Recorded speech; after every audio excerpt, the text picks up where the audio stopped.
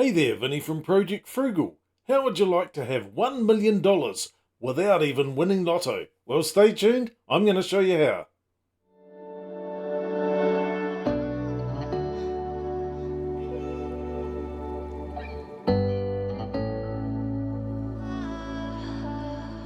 First things first, why $1 million? Well, it's just an arbitrary number. It could be 100,000, it could be 10 trillion million billion dollars. Doesn't matter. We're going for $1 million. We're going to see how fast we can get there just using the magic of compounding interest. Now, in order to do this, we're going to have to be regularly investing a certain amount of money. That's what we'll do. And instead of using some fancy compound calculator out there on the net somewhere, we're going to be using my fire tool. If you haven't got it, go and click the link up here. Go and grab it for yourself. So without further ado, let's get into it and crunch some numbers. And here we are. We've opened up the tool. We're going to chuck some details into this tool. Let's just drag it over here. Let's call it, whoa, what are we going to call it? Who's it going to be for? Let's call it Sally. It doesn't really matter. You can put your own name in there if you like. We're not going to be using your spouse's name because we're going to be using the tool just for calculating compound interest. We're going to suggest that this person is 20 years of age. So going by today's date, 14th of December 2024, we'll say they were born on the 14th of December 2004. Yeah, that'll make 20 years. Let's try that. As you can see there, once we click on another field, it automatically populates the age. We don't really care about the retirement age. We're just going to chuck that up to, well, shall we say 100? That sounds good. And we're going to go for $100 because what we want to do is see how long this would take to get to that magical $1 million with $100. So weekly income, $100. And the weekly investments before the retirement age of 100 in this scenario is $100 a week. Now we just have to work out what the return on investment is. In this scenario, we're going to try 4%. We'll also try 7% and see how many years it will take. And finally, before clouding anything, it shouldn't matter too much, but we'll just change this pension age up to 80. And we'll calculate, let's say 50 years. And now we'll click on calculate. And there we go. If we're putting in $100 a week, which we all know is $5,200 a year, you can see here we've got $5,200. By the end of one calculated calendar year, we would have approximately $5,408, making a gain of $208 worth of interest, worth of increases in that time period. We're presuming that we're investing this, let's say, in the New Zealand stock market as an example, something that's going to get us 4% returns after tax. Now, in this particular scenario, we've been putting in $100 every week without fail for 50 years. That is a long time, no doubt about that one. But we're being consistent, so in the year 2074, are you still going to be alive? Who knows? Anyway, this person will be, Sally. She's gone from 20, she's been saving $100 a week for 50 years. How much money has she got? $825,623. Not quite a million, but it gives you an example of what can be achieved on consistent saving over time with $100 a week. If we have a look at the annual investment increase here, you can see it slowly creeping up over time, and it's really gaining momentum in the last few years because the amount of actual total assets has built up considerably. You can see here in year 33, we've gone up to $358,000. So in the next 17 years, which is approximately a third of that time, it really has ballooned up pretty much almost $500,000 in the next 17 years since that early time. But a long way to go at the start to build these numbers up. You can see here the annual investment income at the end of this is $31,754.75.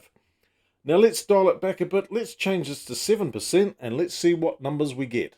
So we'll click on calculate. We've changed it to 7 over here. Let's go calculate. And things will change because at the end of this, well, you're loaded pretty much. We'll scroll down right to the bottom here. And it's in year 39 that we hit the magical $1 million mark. Somewhere in between the year 38 and 39, we've got up to $1 million. If Sally was investing starting at the age of 20, just say she'd left school, finished university, what have you, got a job, consistently saved $100 a week, she could reasonably expect that she would have $1 million within 39 years, which is still a long time. She'd be 59-ish, roughly around that age, $1 million in the bank. Well, $1 million in investments at least. Pretty good. Obviously, you could change these figures to suit, but this is pretty much the blueprint for this. Download the app, give it a try yourself. Chucking in $100 a week on this scenario, $100 income, $100. We're not using this for financial calculations at retirement age. We're just using this as a compound interest calculator. 7% per year. Is that realistic? Well, let's go and see what ChatGPT has to say. And here we go, let's go and read this together. We're going to spin through this pretty quickly. So the historical average return on the NZX New Zealand Exchange can vary depending on the time period, asset class, and any adjustments for taxes and fees. Here are some key points to consider. And the question was, historical average return on the NZX after taxes and fees. Before taxes and fees over the long term, the NZX 50 Gross Index has delivered average annual returns of around 8 to 10%. So if we take tax off that, let's say, well, I don't know, 20 to 30% roughly, we're going to get pretty much 7%. Now this is not accounting for inflation. Yeah, that's another story. But if we also look further down this, you can read this yourself, just chuck this into some sort of ChatGPT type program. You can see here, after taxes and fees, net return might be closer to 6 to 8%, so that's why we're justifying the 7% mark. Inflation adjusted real returns tend to be around 3 to 5% per year. Now if we go with the Trinity study, saying that you can do safe withdrawals of 4% a year, we hit right in the middle of that. That's pretty safe. So anywhere from 4 to 7%, depending on your risk tolerance, depending on what you've invested in. We're going with the NZX. We're happy with that. We like to aggressively invest, put it that way. We're not going to be investing in Bitcoin, anything highly risky, such as the next latest, greatest crypto scheme. No, thank you. Okay, well, that's all fine and dandy. We're still going with the 7% rate. Let's say Sally wants to up the stakes, make this thing happen faster.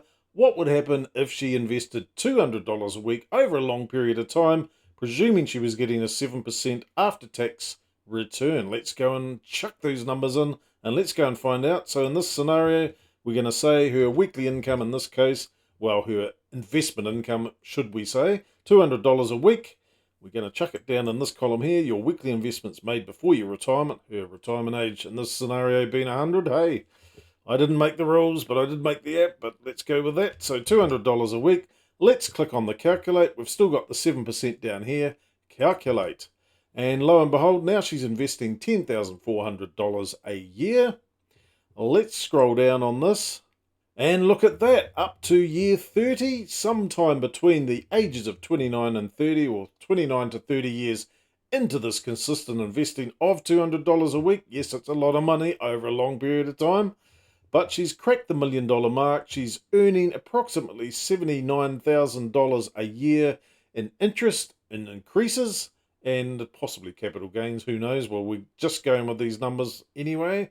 So whether it's dividends, capital gains, you name it, that's what the investment is increasing by every year. Maybe she could just draw that money out indefinitely at that particular time. So from the age of 50, maybe she's happy with $79,000. Now, people will say, oh, but inflation. Well, we've got some questions coming up very shortly. We're going to address some of these things. What happens if she leaves the money in for a few more years? So after she's reached the age of 50, she's got $1 million.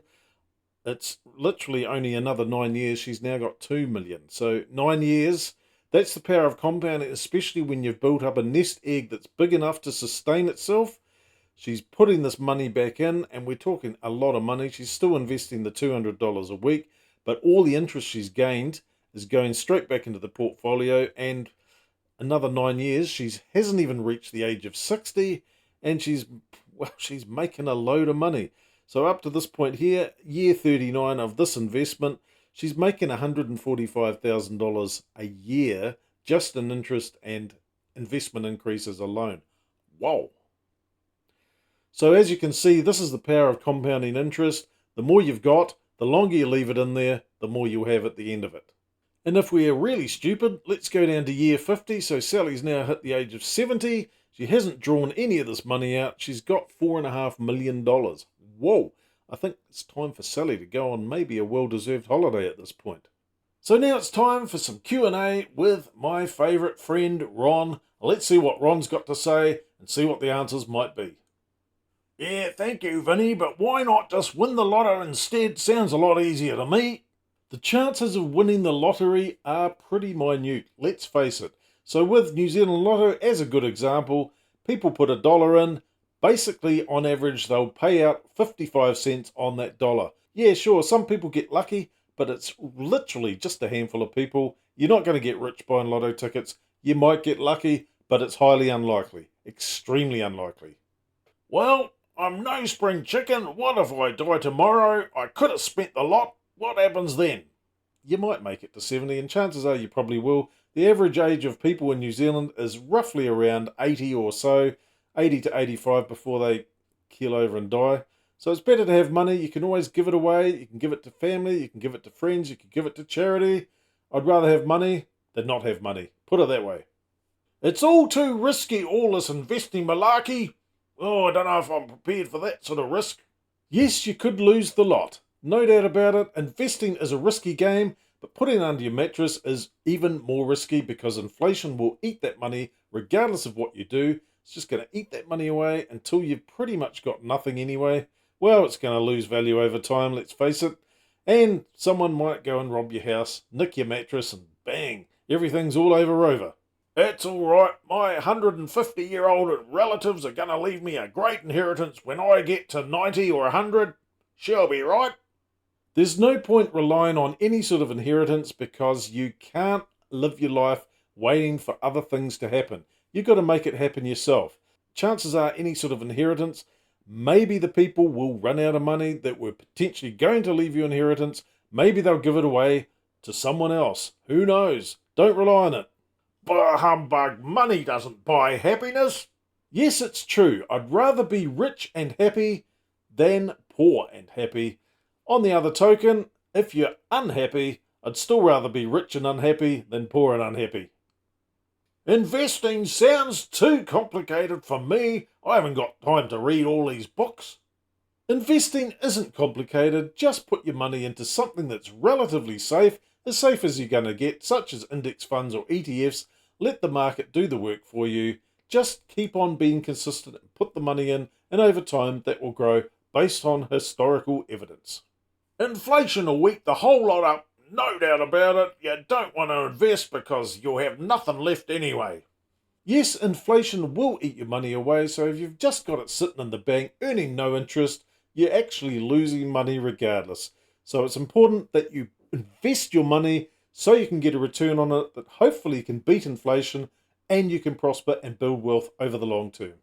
Oh, I'm old now. It's too late for me to start investing. Way too late. It's never too late to start, so even if you were 55 and you only had 10 years before retirement, if you start now, at least you can have something after the 10 years and actually have some sort of little nest egg, even if it's relatively small, so you are actually generating some sort of income out of that nest egg. And that about wraps it up for another video. Don't forget to like, subscribe, leave a comment down below, hit the bell notification if you want some more content just like this. Thanks a lot for watching, and we'll catch you later. Bye-bye.